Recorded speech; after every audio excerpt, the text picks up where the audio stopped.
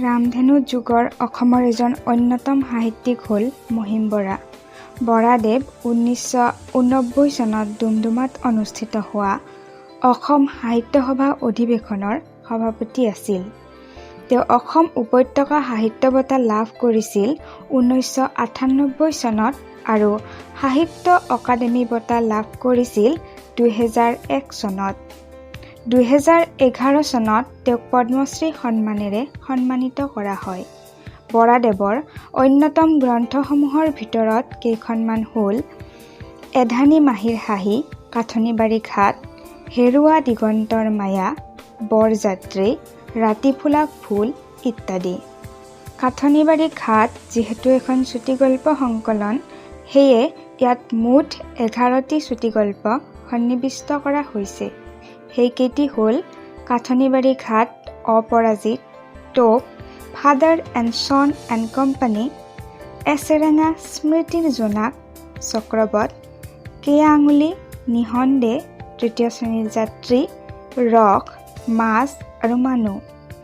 আমি সংকলনখনিত সন্নিৱিষ্ট 6টি গল্পৰ চমু আভাস আগবঢ়াব বিচাৰিছোঁ।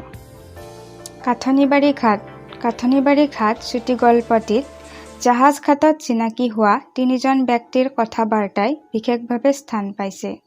গল্পটিৰ আৰম্ভণি ঘটিছে কাঠনিবাৰী জাহাজ ঘাটৰ সৰু-সুৰা বৰ্ণনাৰে আৰু পৰিসমাপ্তি ঘটিছে লেখকৰ সহযাত্ৰী বৰুণৰ বায়েকলৈ ৰৈ থকা অপ্ৰত্যাশিত খবৰটোৰে। জাহাজৰ ভূ আদাৰ বেপাৰীহে নাৰাখে, শিহু এটাই মূৰ দাঙি ৰাতি কিমান হ'ল চাই ল'লে। কাঠনিবাৰী ঘাট, টোপনিত লালগাল। খৰাই খৰাই জাহাজখন ঘাটৰ কাষ চাপি আহিছে। গল্পটিত সন্নিৱিষ্ট এনেধৰণৰ বাক্যই সহজেই পাঠকৰ দৃষ্টি আকৰ্ষণ কৰে। অপৰাজিত সংকলনখনিত সন্নিৱিষ্ট দ্বিতীয়টি চুটিগল্প হ'ল অপৰাজিত। আজিকালি চব কামেই মানুহে জানিব লাগে। দেখিছানে, আমাৰ মানুহৰ ভাত মৰি আহিছে।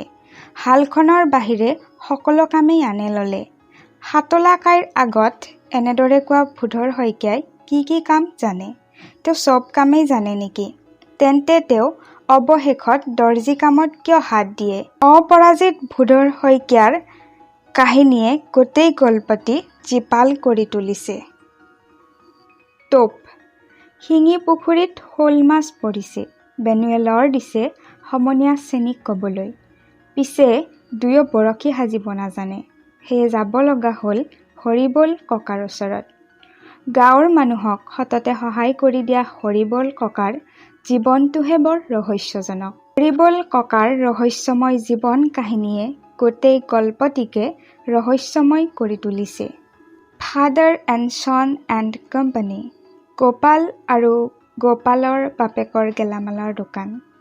সৰু গেলামালৰ দোকানখনক কেন্দ্ৰ কৰিয়ে গল্পটিৰ মাজেৰে প্ৰকাশিত হৈছে বাকী খোৱা মানুহৰ স্বভাৱ, দোকানীৰ কল্পনা, গ্ৰাহকৰ লগত দোকানীৰ এৰা-ধৰা ইত্যাদি বহুবোৰ বাস্তৱ ছবি। এছেৰেঙা স্মৃতিৰ জোনাক। তাহানিৰ ৰোমাঞ্চ আৰু নাই। বাস্তৱতাৰ ভঙা হাৰকিউলিছ চাইকেলখনত এৰেপ এৰেপকৈ জীৱন আগবাঢ়িছে। বাস্তৱতাক স্বীকাৰ কৰি লোৱা জীৱনে স্মৃতিৰ পৰশত যেন বুজাই দিছে এক গভীৰ বৰ্তমানৰ পৰিচয়। অৱশ্যে বালিৰ বুকুত কাছকণিত ঢাক খাই থকা দি মোৰো বুকুত ঢাক খাই আছে সেই দিনবিলাকৰ সোঁৱৰণি। এই বাক্যটিয়ে বুজাব বিচাৰিছে গল্পটিৰ নায়কৰ আন এক বাস্তৱ ৰূপ। আনহাতে লিলিৰ অৱস্থাৰ বৰ্ণনা দিব বিচাৰিছে এই বাক্যটিয়ে। মাকৰ কোলা অকল কেঁচুৱাৰ কাৰণেই যে নিৰাপদ এনে নহয়। কেঁচুৱা কোলাত লৈ মাকো বহুখিনি নিৰাপদ। চক্ৰবত গল্পটিয়ে প্ৰাণ পাই উঠিছে মণিৰ দেউতাকৰ পুৰণি চাইকেলখনৰ নানানটা কাহিনীৰে।